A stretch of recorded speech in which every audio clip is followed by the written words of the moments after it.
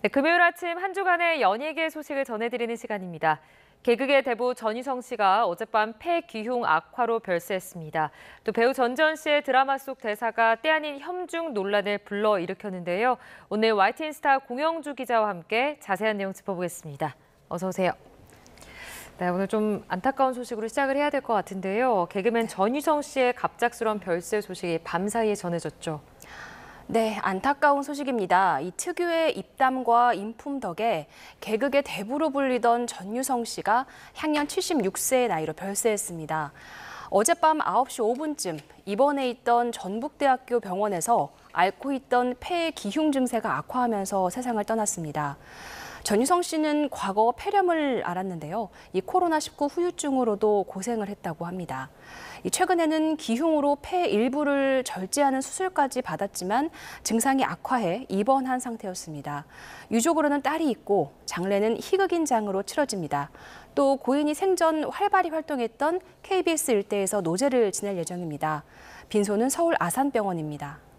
네, 어제 전유성 씨의 상태가 좀 위독하다는 보도가 나오기도 하지 않았습니까? 네, 그렇습니다. 어제 오전입니다. 전유성 씨의 상태가 위독해서 입원 중이라는 소식이 먼저 나왔습니다. 그때 전유성 씨 측근에게 저희가 확인한 결과 이미 지난주부터 응급실을 여러 차례 방문하셨을 정도로 상태가 안 좋으셨다는 답을 들었습니다. 그래서 바로 어제까지만 해도 방송인 동료와 선후배들은 전유성 씨가 다시 일어나길 기원하는 마음을 모아서 영상 편지를 보내기도 했는데요. 털고 일어나시길 바라는 마음이 컸을 텐데 하루가 채 지나지 않아서 이렇게 별세 소식이 들려와서 안타깝고 허망하다는 반응입니다. 네, 너무 안타까운 소식인데 최근 대중들에게 공개된 모습을 언뜻 봤을 때도 좀 많이 수척해져서 건강이 우려된다 이런 누리꾼들의 반응이 있었죠. 네, 그렇습니다. 최근에 공개된 이 사진이나 영상을 보면요. 이미 전유성 씨가 야윈 모습을 보였기 때문에 대중들의 걱정이 컸습니다. 그래도 2019년까지는 데뷔 50주년을 맞아서 전국 순회 공연을 펼치는 등 활발히 활동을 했습니다. 저도 당시에 이 전유성 씨 데뷔 50주년 관련 인터뷰를 위해서 만난 적이 있는데요. 굉장히 소탈하고 따뜻하셨고 또 개그 무대를 향한 열정과 이 후배 양성을 위한 열의를 보여주신 게 기억에 많이 남습니다. 그 이후 점점 수척한 모습을 보이셨던 것 같은데 개그계 가장 큰 축제라고 불리는 부산 국제 코미디 페스티벌의 명예위원장을 맡으셨지만 건강 문제를 이유로 바로 지난달 열린 이 행사에 불참했습니다. 전유성 씨는 1969년 TBC 쇼쇼쇼의 작가로 데뷔했는데 코미디언으로 전향해서 유머 1번지, 쇼 비디오 자키 등을 통해 시청자들에게 얼굴을 알렸습니다. 개그맨이라는 이 신조어를 만든 장본인이시기도 합니다. 또 KBS 대표 개그 프로그램인 개그 콘서트의 개국 공신으로 꼽히는데요. MBC 라디오 여성시대, 지금은 라디오시대 MC를 맡아서 많은 이들의 사랑을 받았습니다. 네, 안타까운 소식입니다.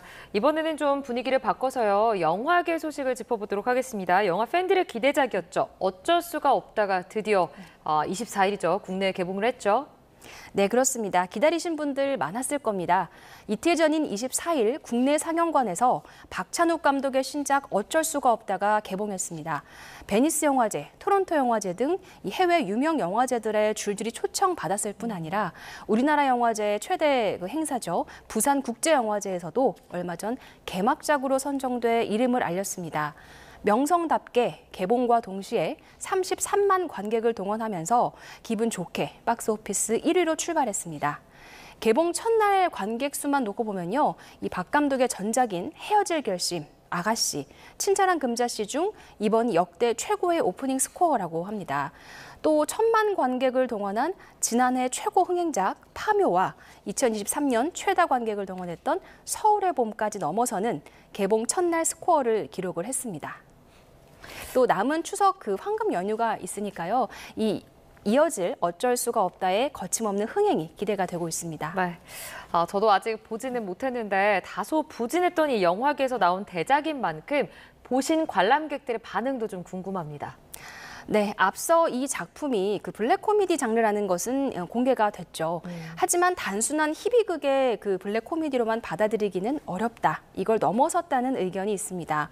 가장의 무게를 유쾌하게 풀어낸 것 같지만 마음 한켠이 아린다. 아버지 생각이 많이 났다라는 반응들이 나왔습니다. 네, 또 박 감독은 관객이 주인공에게 공감하다가도 비판적으로 보기도 하면서 혼란스럽게 느끼길 바란다고 인터뷰 때 전하기도 했는데요. 저도 개봉 첫날 영화를 봤는데 이 훈이 웃기면서도 슬프다라는 복합적인 감정을 표현할 때 우프다라고 하지 않습니까? 네. 딱 그런 느낌이 들었습니다. 마냥 웃을 수만은 없어서 더 슬퍼지는 장면이 많고요. 끝나고 나면 생각이 많이 드는 그런 작품입니다. 또 내노라 하는 그 많은 배우들이 있습니다. 연기파 배우들이 대거 출연한 만큼 연기 차력쇼다. 연출과 연기 장인들이 만들어낸 환상의 조합이다라는 반응도 재밌었습니다.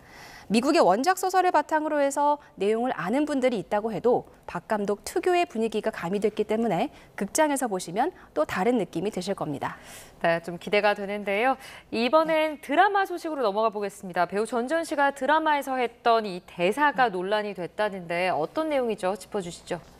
네, 글로벌 OTT인 디즈니 플러스의 한 드라마에서 주연 배우로 나온 전지현 씨의 대사가 논란이 된 건데요. 극중 전지현 씨가 연기한 서문주는 중국은 왜 전쟁을 선호할까요? 핵폭탄이 접경지대에 떨어질 수도 있는데 라고 말합니다. 이를 본 중국 누리꾼들은 중국을 모욕했다 하면서 이건 혐중이다. 즉 중국을 혐오하는 내용이라고 받아들인 겁니다. 또 홍콩에서 촬영한 판자촌 장면을 중국의 도시로 설정했다고 지적을 하면서 이 중국 도시를 의도적으로 좀 안 좋게 표현했다라는 지적도 나왔습니다. 전지현 씨는 2014년 드라마 별에서 온 그대가 중화권에서 큰 인기를 끌면서 대표적인 한류 스타로 자리매김했습니다. 그런데 이번 논란 직후 전지현 씨를 모델로 내세웠던 한 중국 의류 브랜드가 이 전지현 씨와 함께 하려던 광고 촬영을 중단했다는 내용의 기사가 나오면서 더 이목이 집중이 됐습니다. 좀 혐중 논란, 이 부분이 좀 꽤 민감한 이슈잖아요. 전지현 씨의 입장은 어떻습니까? 네, 드라마와 관련한 내용은 아니지만 중국 광고 촬영이 무산됐다는 보도, 즉 중국으로부터 보이콧 당했다는 내용에 대해서는 전지현 씨 측이 직접 입장을 내고 해명에 나섰습니다. 소속사는 중국 광고 촬영 연기는 드라마 공개 이전에 이미 결정된 사안이고 작품과 광고 촬영은 관련이 없다고 설명을 했습니다. 네. 자, 그런데 이제 요즘 인기 있는 또 다른 드라마가 있죠. 여기서도 역사 왜곡 논란이 일었다고요? 네, 그렇습니다. 한창 화제인 드라마인데요. 조선의 연산군을 모티브로 한 가상의 인물과 현대의 요리사가 이 타임슬립으로 만나서 사랑에 빠진다는 내용의 판타지 로맨스입니다. 그런데 조선의 수락관 요리사와 명나라 요리사가 대결을 벌이는 이 장면에서 일부 시청자가 조선의 왕과 명나라의 사신이 같은 높이의 의자에 앉아 있는 것을 보고 의문을 제기한 겁니다. 이 드라마의 원작 웹소설을 쓴 작가가 직접 해명에 나섰습니다. 조선시대 국가 공식 예법서인 국조오례의의 일부를 공개를 하고 문헌에 기반을 둔 고증을 철저히 했다라고 말하면서 이 논란은 일단락됐습니다. 네. 자, 마지막으로 가요계 소식도 짚어보도록 하겠습니다. 기분 좋은 소식이네요. 발라드의 황제 신승훈 씨가 얼마 전 반가운 소식을 알렸다고요? 네, 감미로운 목소리의 대명사죠. 신승훈 씨가 정규 12집으로 컴백했습니다. 1967년생으로 올해 58살인 신승훈 씨. 믿기지 않는 동안인데 벌써 데뷔 35주년을 맞았다고 합니다. 이번 앨범은 10년 만에 정규 앨범입니다. 리메이크나 과거 히트곡 재발매 대신 11곡의 신곡으로 꽉 채웠는데요. 이번에 또 전곡 프로듀싱과 작곡에 직접 참여한 신승훈 씨는 컴백 소감으로 현재 진행형인 가수라는 것을 보여주고 싶다라고 전했습니다. 또 오는 11월 1일과 2일 양일 동안 이 서울 올림픽공원에서 데뷔 35주년 단독 콘서트를 개최합니다. 네, 팬들이 굉장히 기대를 많이 하고 있을 것 같습니다. 여기까지 듣도록 하겠습니다. 지금까지 공영주 기자와 함께 한 주간의 연예 소식 알아봤습니다. 오늘 말씀 고맙습니다.